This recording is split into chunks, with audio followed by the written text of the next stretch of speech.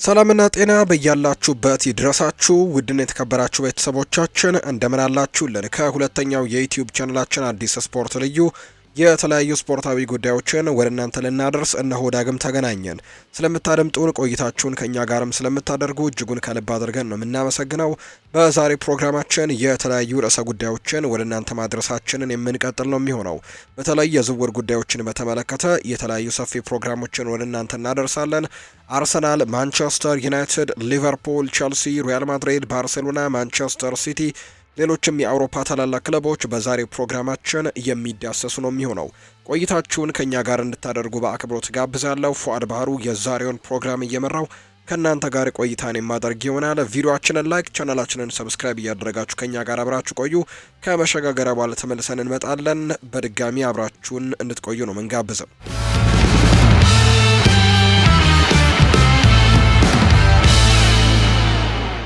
ወደ ቀዳሚው መረጃችን እናምራ። አልናስር ጣሊያናዊ አሰልጣኝ ሊቀጥር ነው። የክሪስቲያኖ ሮናልዶ ክለብ አልናስር ጣሊያናዊውን አሰልጣኝ ሉቺያኖ ስፓሌቲን ለ2025-26 የውድድር ዘመን እንደ አዲሱ አሰልጣኝ እንዲሆን ትልቅ ጥያቄ ለማቅረብም መዘጋጀታቸውን የተዘገበው የሳዑዲው ክለብ በዘንድሮው የውድድር ዘመን ምንም አይነት ዋንጫ ማግኘት ባለመቻሉ አዲስ አሰልጣኝ ለመሾም እንዲያስቡ አድርጓቸዋል። ላጋዜታ ዴሎ ስፖርት እንደዘገበው አልናስር ስፓሌቲን በአልናስር የመልቀቁ ነገር የጊዜ ጉዳይ የሚመስለው ሲሆን ስቴፋኖ ፒዮሊን እንዲተካም ይፈልጋሉ። አሁን ላይ ስፓሌቲ ቀዳሚ ምርጫ አድርገዋል። እናም ለቀድሞ የናፖሊ አለቃ ትልቅ ገንዘብም ያቀርባሉ ተብሎ ነው የሚታሰበው። ስቴፋኖ ፒዮሊ በኤሲ ሚላን ካደረገው የመጨረሻ የጣሊያን ቆይታ በኋላ ወደ ጣሊያኑ ክለብ እግር ኳስ መመለሱን ለማረጋገጥ በዚህ ክረምት ፊዮረንቲናን ለመቀላቀልም በመርህ ደረጃ ከስምምነት ላይ እንደደረሰ ተዘግቧል። በተቃራኒው የአልናስር የሚፈልግ ስፓሌቲ ከቀናት በፊት የጣሊያን ብሔራዊ ቡድንን ስራን መልቀቁ የሚታወስ ነው። ስፓሌቲ ጣሊያን ባሳለፈው ሳምንትም ከተሸነፈች በኋላ ከጣሊያን አለቅነት የተባረረ ቢሆንም ከቀናት በኋላ ግን ሞልዶቫን በማሸነፍ ለመጨረሻ ጊዜ በአሰልጣኝነት መርቷል። በ2022-23 የውድድር ዘመንም የቀድሞ የናፖሊ አለቃ ናፖሊን በ2022-23 የውድድር ዘመን ስኩዴቶን እንዲያሸንፍም በማድረግ በክለብ እግር ኳስ የመጨረሻ ጊዜን በተሳካ ሁኔታ አሳልፈዋል። ሮናልዶ በቀጣይ የውድድር ዘመን በክለቡ ሊቆይ በመቻሉ በሌላ የጣሊያን አሰልጣኝ ላይ እምነት ለማሳደር ፈቃደኞች ናቸው። ሲሞኔ ኢንዛጊ ከኢንተር ሚላን ወደ አልሂላል የሄደ ሲሆን ስፓሌቲ በዚህ ክረምት የሳዑዲ ፕሮሊግ ቡድንን ሊይዝ ይችላል። ጣሊያናዊያን አለቆችም አሁን ላይ በሳዑዲ ፕሮሊግ ይኖራሉ። በሴሪኤም የሚቆይበት እድልም እንዳለ ግን እየተገለጸ ነው የሚገኘው የሉቺያኖ ስፓሌቲ ጉዳይ። ኤርሊንግ ብራውት ሃላንድ ይናገራል። የቡድን አጋሮቹን በተመለከተ ነው ሀሳቡን እየሰጠ እንደሚገኝ ዘገባዎች እየጠቆሙ የሚገኙት። የማንቸስተር ሲቲው ኮከብ ተጫዋች ኤርሊንግ ብራውት ሃላንድ የፊፋ ክለቦች የዓለም ዋንጫ ቡድናቸውን ይፋ ከሆነ በኋላ ለቡድኑ ባልደረባው ጃክ ግሪሊሽ መልእክት ልኳል። ውድድሩ ከጁን 14 ጀምሮ እየተካሄደ ይገኛል በዩናይትድ ስቴትስ።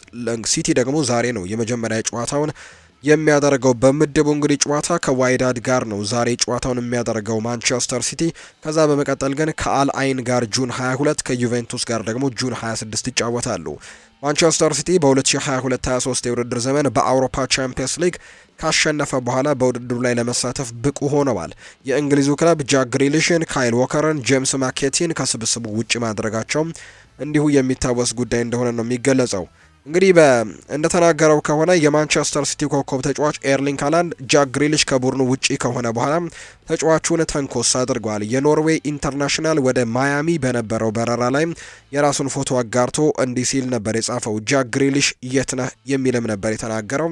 ጃክ ግሪሊሽ ከውድድሩ ውጪ ሊሆን ሲሆን ፔፕ ጓርዲዮላ አዲስ ፈራሚዎቹን ራያን አይትኑሪን፣ ራያን ቸርኪን እና ቲያኒ ራይንደርስን በዓለም ክለቦች ዋንጫ ቡድን ውስጥ ማካተዋቸዋል። ግሪሊሽ ለሲቲ በዚህ ሲዝን ባደረጋቸው 32 ጨዋታዎች 3 ጎሎችንና 5 አሲስቶችን በማድረግ ሲችል በኢቲያድ የታሰበውን ያክል ግን መሆን አልቻለም። ግሪሊሽም በዚህ ክረምት ከመውጣት ጋር እጅጉን ስሙ እየተያዘ የሚገኝ ተጫዋች እንደሆነ ነው እየተገለጸ የሚገኘው። ኤርሊንግ ሃላንድ የማንቸስተር ሲቲውን ግብ ጠባቂ ስኮት ካርሰንም ክለቡን ከለቀቀ በኋላ አመስግኖታል።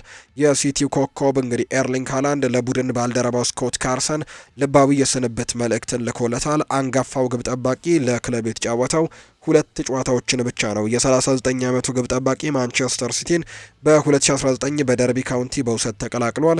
በ2021 በቋሚነት ፈርሞላቸዋል። በዚህ ዓመት በኢቲያድ የ6 ዓመታት ቆይታ ያበቃለት ይመስላል። 2 ጊዜ ብቻ ቢጫወትላቸውም ከመልበሻ ክፍል ውስጥ ግን ጠንካራ ተሳትፎ የነበረውና በወጣቶች ተጫዋቾች ዘንድም እየተከበረ እንደነበር ጭምር ይነገራል። እንደ ካርሰን ካሉ ተጫዋቾች በተጨማሪ ማንቸስተር ሲቲ በዚህ ክረምት እንደ ጃክ ግሪሊሽ፣ ካይል ዎከር ያሉ ሌሎችም ትልልቅ ስሞችን ለመልቀቅም እየፈለጉ እንዳሉ ነው መረጃዎቹ እያሳዩ የሚገኙት። ሊቨርፑል የቻምፒየንስ ሊግ አሸናፊውን መመልከት ጀምሯል። ሊቨርፑሎች ብራድሌይ ባርኮላን ከፓሪስ ሰን ዠርሜን ለማስፈረም ፍላጎት እንዳላቸው ነው የተዘገበው። ቀያዮቹ ፈረንሳዊውን በዚህ ክረምት ሊለቅ የሚችለውን የሉዊስ ዲያዝም ጥሩ ምትክ አድርገው ይመለከቱታል።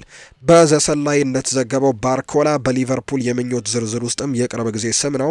የፍሎሪያን ቬርት ስምምነት ማጠናቀቅ የቻሉት ቀያዮቹ ለቀጣይ ኢላማቸው መሰረት መጣልም ጀምረዋል። የአርኔ ስሎት ቡድን ብራድሌይ ባርኮላን በአንፊልድ የመጀመሪያ ሚና ለመስጠትም ከፓሪስ ሰን ዠርሜን ለማስፈረም ይሰራሉ። የፍሬንች ሊጓን ክለብ ክቪቻ ክቫራስኬሊያን ማስፈረሙን ተከትሎ የባርኮላ ሚና ተገድቧል። ቀዮቹ ከቼልሲም ጋር የተገናኘው የ22 ዓመቱ የክንፍ መስመር ተጫዋችም መሳብ ይፈልጋሉ የሚል መረጃ ጭምር ነው እየወጣም የሚገኘው። ይህ በእንዲህ እንዳለ ባርሴሎናዎች ዲያዝን እየፈለጉ ሲሆን በዚህ ክረምት ደግሞ ሊያስፈርሙት ዝግጁ ናቸው። የካታላኑ ቡድን እንግዲህ ዲያዝን ቁጥር 1 ኢላማቸው አድርገውታል። ኮሎምቢያዊው የክንፍ ተጫዋችም ደግሞ ለሁሉም አማራጮች ክፍት መሆኑን ነው በመግለጽ በአንፊልድ ስላለው የወደፊት ቆይታ የተናገረው። ተጫዋቹ በግሉ ኮንትራት ማደስ ይፈልጋል። ነገር ግን ቀያዮቹ ውሉን ለማራዘም ካላሰቡ ለመልቀቅ ዝግጁ ነው። ሉዊስ እንግዲህ ሊቨርፑልን ውሌን እንግዲህ ካላራዘሙልኝ አሁን ላይ በእነሱ ነው የቀረኝ 2 ዓመታት አሉኝ። እናም ደግሞ እዚህ በመቆየቴ ደስተኛ ሆናለሁ። አሁን ላይ ቀጣዩ ጉዳይ ደግሞ የነሱ ጉዳይ ነው። እኔ በዚህ የመጣሁት ደግሞ ለእኔና ለቡድኔ ለወደፊት ለማበጀት ነው ሲልም ጭምር ነው የተናገረው። ባርኮላ ሊቨርፑልን 100 ሚሊዮን ፓውንድ እንደሚያስወጣ ዘ አትሌቲክስ ዘግቧል። ከባየር ሌቨርኩዘን ፍሎሪያን ቨርትስን ለማግኘት በዚህ ክረምት ከ100 ሚሊዮን ፓውንድ በላይ አውጥተዋል። የእንግሊዙ ህትመት ደግሞ ባርኮላን ካገኙ ሌሎች እንግዲህ መስመር አጥቂዎችን መመልከትም እንደሚጀምሩ ጭምር ነው ዘገባው እያሰፈረ የሚገኘው። ጋላታሳራይ የቼልሲውን ግብ ጠባቂ ለማስፈረም ይፋዊ ጥያቄን አቅርበዋል። ጋላታሳራይ በዚህ ክረምት ጆርጅ ፔትሮቪችን ከቼልሲ ለማስፈረም ፍላጎት እንዳላቸው ተዘግቧል። ለሰሜዎቹ የግዢ አማራጭን በማቅረብ በውሰት ሊወስዱት ይፈልጋሉ። እንደ ዝውውር ኤክስፐርቱ ፋብሪዚዮ ሮማኖ ዘገባ ጋላታሳራይ በዚህ ክረምት ከባየር ሚኒክ ሊሮይ ሳኔንም ማስፈረማቸውን የምናስታውሰው ነው። የክም ተጫዋቹ ከአርሰናልና ቼልሲ ጋር ተገናኝቶ ነበር። ነገር ግን የቱርኩ ኃያል ክለብ ሊያስፈርመውም እንግዲህ ተስማምቷል። አሁን ላይ የግብ ጠባቂ ክፍላቸውን የማጠናከር ፍላጎት አላቸው። እንደ ጋዜጠኛ ሳሚ የን ሀበር ዘገባ ከሆነ ጋላታሳራይ አስቀድሞ ለጆርጅ ፔትሮቪች የውሰት ጥያቄንም አቅርበዋል። ጋዜጠኛው ሲናገር ጋላታሳራይ ለፔትሮቪች ያቀረበው የመጀመሪያ የቃል አቅርቦት ለውሰት ክፍያ 5 ሚሊዮን ዩሮ እና 15 ሚሊዮን ዩሮ የግዢ አማራጭ ነው። ድርድሩ ደግሞ በመካሄድ ላይ ነው። ስለ ዝውውሩ ጋላታሳራዮች እንደሚያጠናቅቁ ያምናሉ። ጋላታሳራዮች ከበርካታ ግብ ጠባቂዎች ጋር ስማቸው ቢነሳም አሁን ላይ ፔትሮቪችን ለማስፈረም ብቻ ናቸው ቅርብ እንደሆነ የተገለጸው። ቸልሲ ፔትሮቪችን ከኒው ኢንግላንድ በ2023 ክረምትም አስፈርሟል። ግብ ጠባቂው የሰማያዎቹ ማሊያን 31 ጨዋታዎችን አድርጎ 7 ጨዋታዎች ላይ መረቡን ሳያስደፍር መውጣት ችሏል። በዚህም በውድድሩ 31 ጨዋታዎች ላይ 10 ጊዜ መረቡን ሳያስደፍር በውሰትም ባሳለፈበት ስትራስቡርግ ጥሩ ዓመትን ማሳለፍ መቻሉን እናስታውሳለን። ግብ ጠባቂው አሁን ላይ በክረምቱ በስታንፈርድ ብሪጅን ሊለቅ ይችላል። ዘ አትሌቲክ እንደዘገበው ፔትሮቪች በዚህ ወር ለፊፋ የዓለም ክለቦች ዋንጫ በሰማያዎቹ ቡድን ውስጥም ለመካተት ደግሞ ጠይቆ ነበር። የመጀመሪያ ምርጫ ግብ ጠባቂው ወደሚሆንበት ክለብም ለመዛወር ስለሚፈልግ ወደ አሜሪካ አልተጓዘም ሲልም ጭምር ነው እየተናገረም የሚገኘው። ፋቢዮ ካፔሎ ኢንተር ሚላን ራስመስ ሆይለንድን እንዲያስፈርሙ ጠይቋል። ፋቢዮ ካፔሎ ኢንተር ሚላን የማንቸስተር ዩናይትዱን የፊት መስመር ተጫዋች የሆነውን ራስመስ ሆይለንድን እንዲያዘዋውሩ ታሳስቧል። ሆይለንድ ማንቸስተር ዩናይትድን ከአታላንታ የተቀላቀለው በ2023 ቢሆንም እስካሁን ግን በፕሪሚየር ሊጉ ራሱን ማሳየት እየተቸገረ እንደሆነ ይታወቃል። ለማንቸስተር ዩናይትድ የማይረሳ የውድድር ዓመት ያሳለፈው ሆይለንድ በሁሉም ውድድሮች 52 ጨዋታዎችን አድርጎ 10 ጎሎችን ብቻ አስቆጥሮ 4 አሲስቶችን ደግሞ አድርጓል። ዩናይትድ የፊት አጥቂያቸውን በሚያፈላልጉበት የዝውውር ገበያ ላይም የነበረ ሲሆን ማቲያስ ኩኛህን ደግሞ ከወልቨርሃምፕተን ወንደረርስ ደግሞ ማስፈረማቸውን ይፋ አድርገዋል። ዩናይትዶች እንግዲህ ቅሬታውን እርግጠኛ ያልሆነውን ሆይላንድን ኢንተር ሚላን ጋር ስሙ ተያይዟል። ካፔሎ ኔራዙሪዎቹ የዴንማርካዊውን ፊርማ ከፓርማው አጥቂ አንጌ ዮሃን ቦኢን ጋርም እንግዲህ ማስቀደም እንዳለበት ያምናል። የቀድሞ የጣሊያኑ አሰልጣኝ ለጋዛታ ዴሎ ስፖርት አምዱ ላይም ሲናገር በኢንተር የአጥቂ መስመር ላይ ፍላጎት ላይ እንግዲህ ራስመስ ሆይላንድ እስከ ቦአኒ ድረስም ጥቂት ስሞችን አንብቤ ያለው ምንም እንኳን እሱ በማንቸስተር ዩናይትድ ውስጥ እንግዲህ ጥሩ ባይሆንም ለነሱ ግን የቀደሙት ደጋፊዎች መካከል ነኝ። ዴንማርካዊው ተጫዋችም አሁንም ተለዋዋጭነት የለውም የሚል አይነት ጭምር ነው እየሰጠም የሚናገረው። ምንም እንኳን እንግዲህ ወጣት ቢሆንም በአታላንታ እንግዲህ አስደንቆኝ ነበር። ቦአኒ ሌላ አይነት አጥቂ ነው። የበለጠ በጨዋታዎች ላይ ደግሞ ተሳትፎን ይኖረዋል። ነገር ግን ሆይላንድ የበለጠ ዝግጁ ነው ብዬ አስባለሁ። ስለሆነም ኢንተር ሚላኖች ፊርማውን እንዲያገኙ ደግሞ አጠይቃለሁ ሲልም የተናገረው። ሆይላንድ ወደ ጣሊያን ለመመለስም እንግዲህ ሲገናኝ እንደነበር ይታወሳልና ኢንተር ሚላኖች በቁም ነገር ይመለከቱታል ተብሎ ነው እየተጠበቀም የሚገኘው። ራስመስ ሆይላንድ ከዩናይትድ ጋር ያለው የአሁኑ ውል በ2028 የሚያልቅ ሲሆን አሁን ያለው የገበያ ዋጋ 35 ሚሊዮን ዩሮ ነው። ነገር ግን ማንቸስተር ዩናይትድ በራስመስ ሆይላንድ የወደፊት ዕጣ ፈንታ ላይ እስካሁን ውሳኔ እንዳልወሰነ ነው የሚያሳዩ ሪፖርቶች በስፋት እየወጡ የሚገኙት። የተጫዋቾች ተወካዮች የዴንማርካዊውን የወደፊት ዕጣ ፈንታ በተመለከተ ባለፈው ሳምንትም ከዩናይትድ ባለስልጣናት ጋር ተገናኝተው ነበር። የዩናይትድ እና ኢንተር ሚላን የበርካታ እንግዲህ ክለቦች ብዙ ፍላጎት እንደደረሳቸው ተዘግቧል። እንደ ኢኤስፒኤን ዘገባ ከሆነ ዩናይትድ እሱን የቡድኑ አካል አድርጎ የማየትና ወይም ደግሞ የማቆየት በአንድ የውድድር ዘመንም በውሰት መላከል ሊመለከቱ እንደሚችሉ ጭምር የሚያሳዩ ሪፖርቶች ናቸው እየወጡ የሚገኙት። ቸልሲዎች ለማይክ ሜኞ አዲስ ጥያቄ ለማቅረብ መዘጋጀታቸውን ምንጮች ለቲም ቶክ ተናግረዋል። የፕሪሚየር ሊጉ ክለብ ባለፈው የውድድር ዘመን በፕሪሚየር ሊጉ የደረጃ ሰንጠረዥ አራተኛ ሆኖ በማጠናቀቅና የኮንፈረንስ ሊግን በማሸነፍ በክረምቱ የዝውውር መስኮት ደግሞ ወሳኝ ፊርማዎችን ለማድረግና ቡድናቸውን ወደ ላቀ ደረጃ ለማሳደግም ይፈልጋሉ። ሰሜዎቹ በሚቀጥለው የውድድር ዘመን እንደ ሊቨርፑል፣ ማንቸስተር ሲቲ እና አርሰናል ያሉትን ክለቦች ለመወዳደር ይፈልጋሉ። እናም ደግሞ በቡድናቸው ውስጥ የተወሰኑ ክፍሎችን ማጠናከር እንደሚያስፈልግም ጭምር ነው የሚገነዘቡት። ቸልሲዎች ለማሻሻል ከሚፈልጉባቸው ቦታዎች አንደኛው ግብ ጠባቂ ነው። ሮበርት ሳንቼዝ ሁሌም አስደናቂ አይደለም። ምንጮቹ ለቲም ቶክ እንደተናገሩት ቸልሲዎች ለኤሲ ሚላን እና ለፈረንሳዊ ኢንተርናሽናል ግብ ጠባቂ ማይክ ሜኞ በክረምቱ ማስፈረም እንደሚፈልጉ አሁንም ገልጸዋል። ምንም እንኳን ሚላን ከዓለም ክለቦች ዋንጫ የዝውውር ቀናት ማብቂያ ቀን በፊት ፊርማውን ለመፍቀድ ቢከለክሉም ቸልሲዎች ግን ለዝውውሩ ክፍት ናቸው። ሰሜዎቹ ዝውውሩን እንደገና ለመሞከር ዝግጁ መሆናቸውንና የ29 ዓመቱን ተጫዋች ለማስፈረም አዲስ ግፊት ለማድረግም እየተዘጋጁ መሆናቸውን ምንጮች ያረጋግጣሉ። ማይክ ሜኞ ወደ ቸልሲ የመቀላቀል ፍላጎቱን አልደበቀም። በክለቦች የዓለም ዋንጫ ምክንያት ሚላን የማይክ ሜኞን ዋጋ ወደ 20 ሚሊዮን ፓውንድም እንደሚያሳድጉት ቸልሲዎች ሲያምኑ ድርድሩ ቆመዋል። ሆኖም ግን ምንጮች ለቲም ቶክ እንደተናገሩት ቸልሲዎች ተስፋ እንዳልቆረጡና በሚቀጥሉት ሳምንታትም አዲስ ጥያቄ ለማቅረብ ማቀዱን ጭምር ነው ያስታወቀው። ይህ ባይሳካም የለንደኑ ክለብ ፊርማውን ወደ ስታንፈርድ ብሪጅ ለማምጣትም ያላቸውን ተስፋ አይተዋል። በሚላን ኮንትራቱ ሊጠናቀቅ አንድ ዓመት የሚቀረው ማይክ ሜኞ በክረምቱ ካለቀቀ በጥር ደግሞ 2026 ጀምሮ ከፈለገበት ክለብ ጋር የቅድመ ኮንትራት ስምምነት መፈረም ይችላል። ይህ እርምጃ በሚቀጥለው ዓመት ቸልሲዎች በነፃ ሊያገኙት ያስችላቸዋል። ሁለቱም ቸልሲና ማይክ ሜኞ አሁንም ስምምነቱን ለመጨረስ ይፈልጋሉ። የቀድሞ የሊል ኮከብ የኤንዞ ማሬስካ ዋና ኢላማ ሲሆን ቸልሲ ሮበርት ሳንቼዝ እና ጆርጂ ፔትሮቪችን ቸልሲ ለመሸጥ እንግዲህ ክፍት ናቸው። ምንጮች እንደገለጹት ማሬስካ ከፕሪሚየር ሊግ ክለቦች ጋርም ለመወዳደር ትልቅ ግብ ጠባቂ እንደሚፈልጉ ነው እየተገለጸ የሚገኘው። ሊቨርፑል በክረምቱ ወደ አውሮፓ ተቀናቃኝ ክለብ ሊገባ ይችላል በሚል ስጋት ዓለም አቀፍ ደረጃውን የጠበቀ አጥቂ ለማስፈረም የግል ደግሞ ስብሰባ አድርገዋል እየተባለ ይገኛል።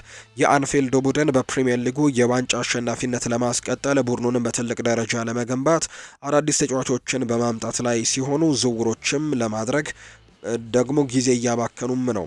እናም ደግሞ ዳርዊን ኑኔስን ለመተካት ትልቅ 9 ቁጥር አጥቂ ወደ ቡድኑ መጨመር ለቴክኒካላዊው ዳይሬክተር ሪቻርድ ሂውዝ እና ለሌሎችም ኃላፊዎች ትልቅ ትኩረት ሆኖ እንደቀጠለ ጭምር ይነገራል። ሊቨርፑሎች ትሬንት አሌክዛንደር አርኖልድን ለመተካት ጀረሚ ፍሪምፖንግን አመጡ።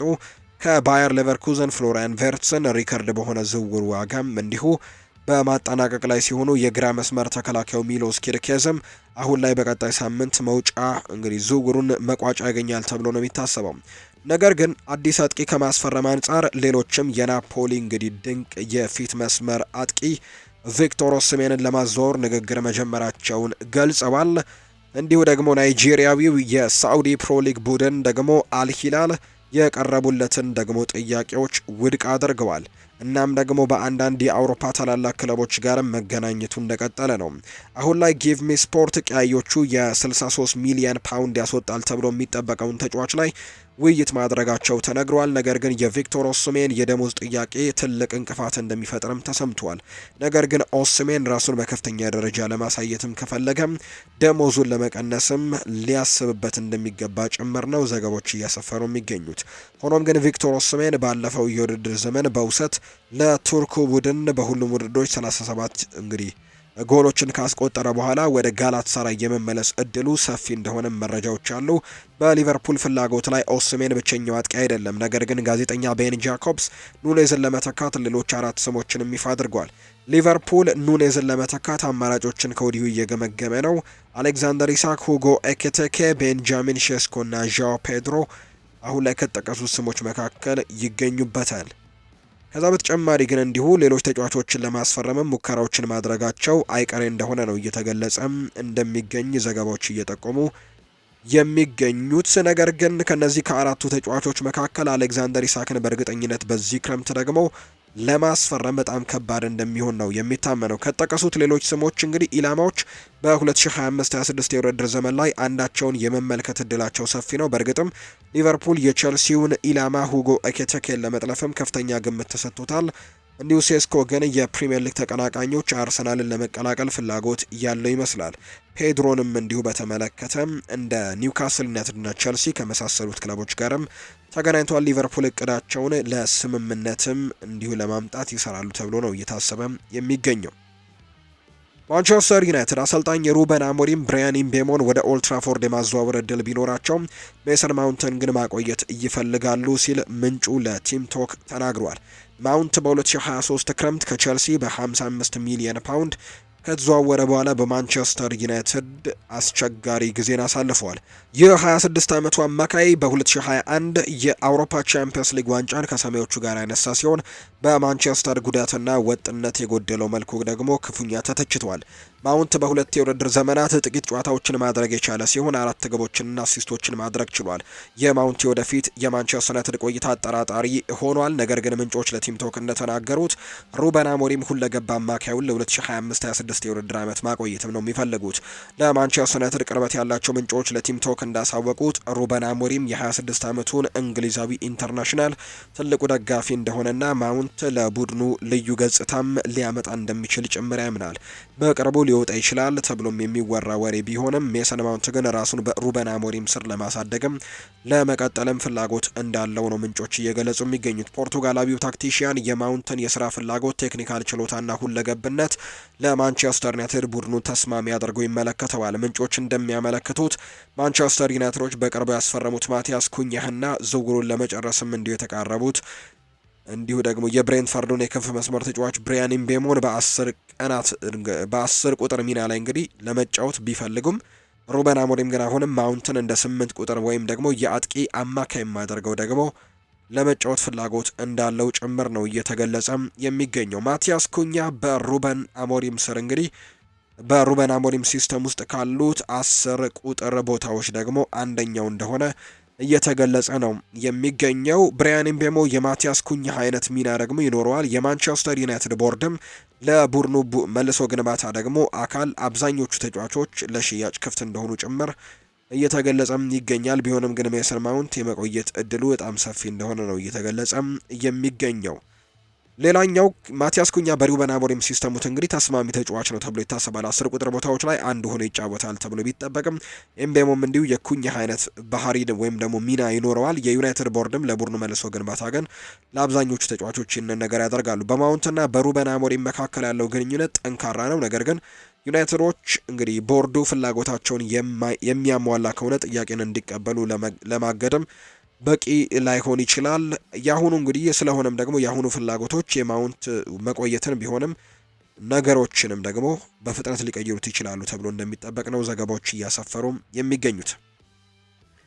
ቶተንሃም የማል ተከላካዩን የሚያጣበት እድሉ ሰፊ ነው ተብሎ ይነገራል። የክረምቱ የዝውውር መስኮት እየሞቀ ሲሄድ የክሪስቲያን ሮሜሮ የቶተንሃም የወደፊት ተስፋ በጥርጣሬ የተሸፈነ ነው። አትሌቲኮ ማድሪድ አሁንም ተከላካዩን ለመግዛትም በጣም ይፈልጋሉ ሲል ቲም ቶክ በዘገባው ላይ አረጋግጧል። ተጫዋቹ በክረምቱ በሰሜን ለንደኑ ቡድን ለመውጣትም አሁንም እንግዲህ ክፍት እንደሆነ እየተነገረ ነው። የ27 ዓመቱ አርጀንቲናዊ ዓለም አቀፍ ተጫዋችም እንዲሁ አሸናፊ የሆነው የዩሮፓ ሊግ አሸናፊ እንደነበር እናስታውሳለን። የዓለም ዋንጫ አሸናፊ ነው 2022 ላይ።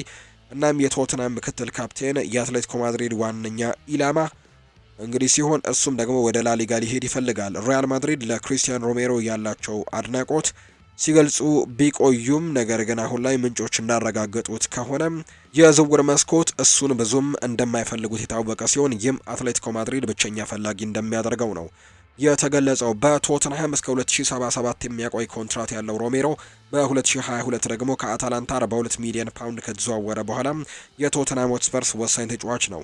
የእሱ መገኘት ደግሞ ኃይለኛ የመከላከል አቅምና ደግሞ እንዲሁ ኳስን የመጫወት ችሎታ ቶተንሃም ሆትስፐርስ የ2025 ዩሮፓ ሊግን ዋንጫ እንዲያሸንፍም አድርጎታል።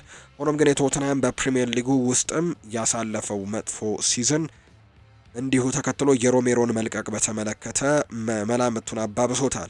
ቶተንሃሞች አሁን ላይ ትክክለኛ ዋጋ ለክሪስቲያን ሮሜሮ ከቀረበላቸው ሊቀበሉ ይችላሉ። ቲም ቶክ መጪው የቶተንሃም አለቃ ቶማስ ፍራንክ ሮሜሮን በተከላካይ ክፍል ውስጥ ዋና ሰው አድርጎ እንግዲህ በመመልከት ለማቆየት ቆርጦ መነሳቱን አሳስቧል። የፍራንክ እንግዲህ ከፍተኛ ፍላጎት ግን ተጫዋቹን ላያቆየው እንደሚችልም ጭምር ነው እየተነገረ የሚገኘው። ይሁን እንጂ ምንጮች እንደጠቆሙት ከሆነ ትክክለኛ ዋጋ ከመጣ ቶተንሃሞች ሊለቁት ዝግጁ ናቸው። ምናልባትም ከ60 ሚሊዮን ፓውንድ በላይም ደግሞ ከዝውውሩ ሊፈልጉ ይችላሉ። ሊቀመንበሩ ዳንኤል ሌቪ እንዲሁ ደግሞ የዝውውር ክፍያዎችን ከፍ በማድረግም የሚታወቅ እንደሆነ ጭምር ነው እየተገለጸ የሚገኘው። የአትሌቲኮ ፍላጎት የተከላካይ ክፍላቸውን የረጅም ጊዜ ምትክ ማንነትም ማግኘት ነው። ሮሜሮ በላሊጋው ለመጫወት ክፍት ነው፣ እንዲሁ ፍላጎትም እንዳለው ይነገራል። እንዲሁ ደግሞ ማራኪም ያደርገዋል። ወደዚህ ዝውውር መቀላቀልም ደግሞ ለሱ ማራኪ እንደሚያደርገው ጭምር ነው እየተገለጸ የሚገኘውና በቀጣይ ወደዚህ ክለቦች ወደ አትሌቲኮ ማድሪድ ሊያመራ እንደሚችል ክሪስቲያን ሮሜሮ እየተገለጸ ይገኛል። ንግግሮች ተካሂደዋል። የጣሊያኑ ቡድን 20 ሚሊዮን ዩሮ የተገመተውን የአርሰናል ኮከብ ለማስፈረም እየሰሩ ነው። ኤሲ ሚላን የአርሰናሉን የግራ መስመር ተከላካይ ኦሌክዛንደር ዚንቼንኮን ለማስፈረም ንግግር ማድረጋቸውን የፉትቦል ኢታሊያው ዘገባ አልፍሬዶ ፔዱላ ተናግሯል። በትራንስፈር ማርኬት ላይ መሸጫ ዋጋው 20 ሚሊዮን ዩሮ የተገመተው ዩክሬናዊው ኢንተርናሽናል በዚህ ክረምት ቲዮ ሄርናንዴዝ ሊለቁ ለተዘጋጁት ሚላኖች ከፍተኛ ኢላማ ነው። የፉትቦል ኢታሊያ ዘገባ ሚላን ከአርሰናል ጋር በኦሌክዛንደር ዚንቼንኮ ጉዳይ እየተነጋገረ እንደሆነ ያብራራል። ቲዮ ሄርናንዴዝ ወደ አትሌቲኮ ማድሪድ ሊሄድ ይችላል። ፈረንሳዊው ከዚህ ቀደም የሳዑዲ ፕሮሊግ ኃያል ክለብ አልሂላልም ጥያቄን ውድቅ ያደረገ ሲሆን አሁን ግን ወደ ማድሪዱ ከተማ ክለብ የሚያደርገውን ጉዞ የሚሳካለት ከሆነ ሚላንን ሊለቅ የሚችልበት እድልም ሰፊ ነው።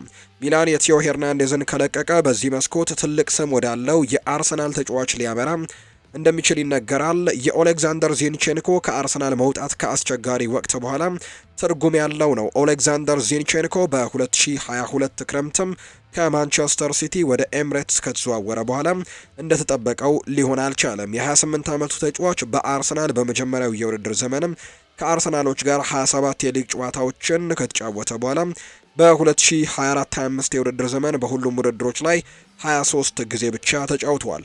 አርሰናል ባለፈው የክረምት የተጫዋቾች የዝውውር መስኮት በዚያ ቦታ ላይ ሪካርዶ ካላፊዮሪን ያስፈረሙ ሲሆን ከአካዳሚ ያመጡት ተጫዋች ማይልስ ሉዊስ ስኬሊም አሁን ደግሞ የሚኬል አርቴታ ቡድን ቋሚ ተጫዋች እንደሆነም ተመልክተናል። ኦሌክዛንደር ዚንቼንኮ ድንቅ ቴክኒካል ችሎታ ያለው እና ደግሞ ወደ መሃል ሜዳ እየተጠጋ መጫወት የሚችል ጥሩ ተጫዋች ነው። ባለፉት የውድድር ዘመናትም ደካማ የነበረውን የዚንቼንኮን የጨዋታ ፍጥነት ትንሽ በሚቀንስበት ደካማ ሊግ ውስጥም የተሻለ ሊሰራ እንደሚችል ይጠበቃል። በርካታ የፕሪሚየር ሊግ ተጫዋቾች በጣሊያን ውስጥ ራሳቸውን እንግዲህ አሻሽለው የቀድሞ የቸልሲ ተጫዋች እንደ ክሪስቲያን ፖሊሲክ፣ ሩበን ሉፍተስቼክ፣ ፊካዮ ቶሜሪ የሚላን ቁልፍ ተጫዋቾች የሆኑ ሲሆን ኦሌክዛንደር ዚንቼንኮም ወደ ሚላን ሄዶ ራሱን እንዲያሻሽል ሊረዳው እንደሚችል ነው እየተገለጸ የሚገኘው። ዌስትሃም ዩናይትዶች ተከላካዩን በመፈለግ ላይ ይገኛሉ። ዌስትሃም ዩናይትዶች ከፍ ያለ ግምት የሚሰጠውን አርጀንቲናዊ ተከላካይ ኬቨን ሎሞንካን እንግዲህ ከክለቡ አትሌቲኮ ኢንዲፔንደንት ለማስፈረም በሚደረገው ጥረት ከፍተኛ ድጋፍ እያደረጉ ነው ሲል ሙይካይ ተናግሯል። እንግዲህ የፕሪሚየር ሊግ ቡድን የተጫዋቹን 17.5 ሚሊዮን ዩሮ የውል ማፍረሻውን ለማሟላት ፍቃደኛ እንደሆነ ተዘግቧል። በኢንዲፔንደንቴ ዙሪያ ያሉ ዘገባዎች እንደሚያሳዩትም እንግዲህ ዌስትሃም ዩናይትዶች ለ23 ዓመቱ የመሃል ተከላካይ ከፍተኛ ፍላጎት ያሳዩና ድርድሩንም ለማፋጠን ከወዲሁ ተወካዮችን ወደ ቦነስ አይረስ ልከዋል። እንግዲህ የመጀመሪያዎቹ ውይይቶች በዌስትሃም እና በሎሞናኮ ተወካዮች መካከልም በግልሎች ላይ ንግግሮች ተደርገዋል። ዌስትሃም ዩናይትድ ይህንን ተጫዋች ለማስፈረምም እድገትን አግኝቷል። ንግግሮች አሁን ላይ ለሽያጭ ክፍት ከሆኑ ተጫዋቾች ክለብ ጋርም ያለው ግንኙነት እየተሻሻለ ነው። የክለቡ ዋና ጸሐፊ ዳንኤል ሴኦን ከአርጀንቲናው ጋዜጣ ጋር እንግዲህ ኦሌ ጋር ሲነጋገር ስለ ክለቡ አቋም በማያሻማ መልኩም እንዲሁ ተናግረዋል። በተጫዋቹ ላይ ያለው ፍላጎት እያደጉ ቢመጡም በክለቡ ከውል ማፍረሻው በታች ደግሞ የመሸጥ ፍላጎት እንደሌለው ግልጽ አድርጓል። ያሉንን ተጫዋቾች ከግዢ አንቀጽ ባነሰ ዋጋ እንዲለቁ አንፈቅድም። በቡድኑ ደግሞ የጀርባ አጥንት አካል ናቸው። እናም ከአሰልጣኙ ጋር ደግሞ እየተወያየ ነው። ያንን ማፍረስ አይደለም። በግልጽ እቅዱን ተጠቅመን ተጫዋቾችን የሚጠይቀን ከሆነ መቀበል አለብን። ነገር ግን ይህንን ተጫዋች እንግዲህ ኮንትራቶች ግን ያሻሻል ነው ለዚህ ነው ሲልም ጭምር ይናገራል። የክለቡ ኃላፊ ስለ ተከላካዩ ስለ ወደፊት ጊዜም ክፍት አድርጓል። ወደ ሜክሲኮ ሊሄድም ነው የሚሉ ግምቶችን መሰረተ ቢስ እንደሆኑም ጭምር ተናግረዋል፣ አጣጥለውታል።